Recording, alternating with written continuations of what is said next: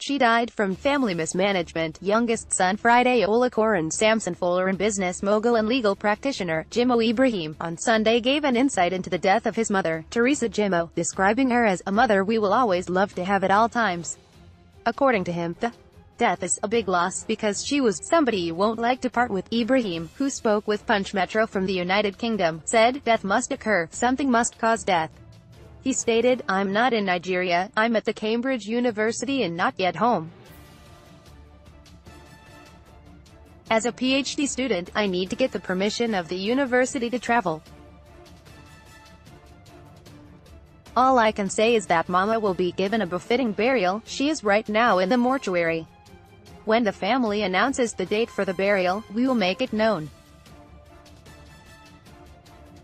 Her family will have to handle that because in our culture, I am to do nothing.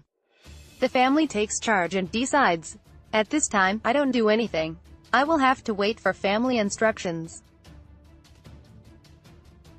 So, her immediate elder brother is the one in charge. But we thank God that we were able to recover her remains from the fire.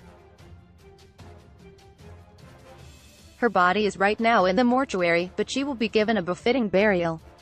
She was a great mother, she did her best and was well taken care of too.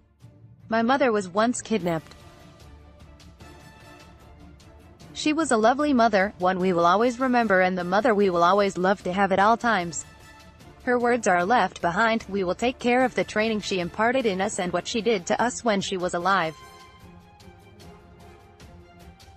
The death of my mother is a big loss. She was somebody you wouldn't like to part with."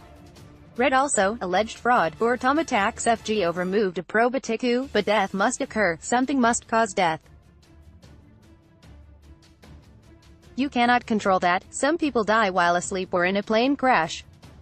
Something must cause death. It doesn't just happen. Something must cause it. The greatest thing is that we are happy that she left a good legacy.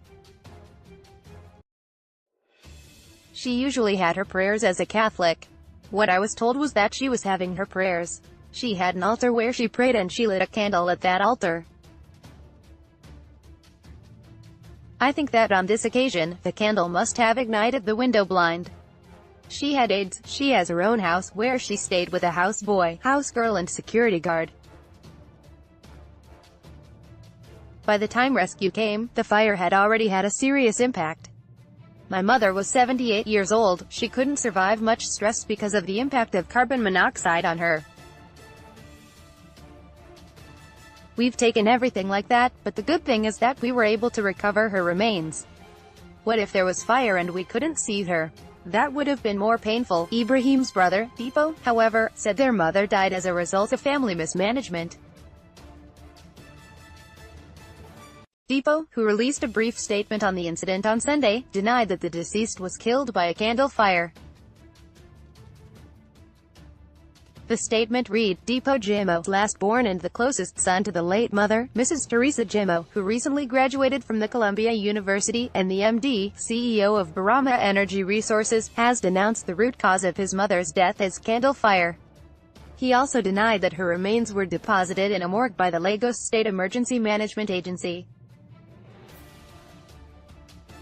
Jimoh has promised to face any heavyweight individual or group which plans to misinterpret or confuse the populace about the root cause of his mother's death. "My mother died as a result of family complications and mismanagement." When our correspondent called him for further explanation, he said he would not make any further comments for now. When Punch Metro sought Ibrahim's reaction to his brother's statement, he simply said, "Please don't involve me in that. My mother has just died, I am bereaved.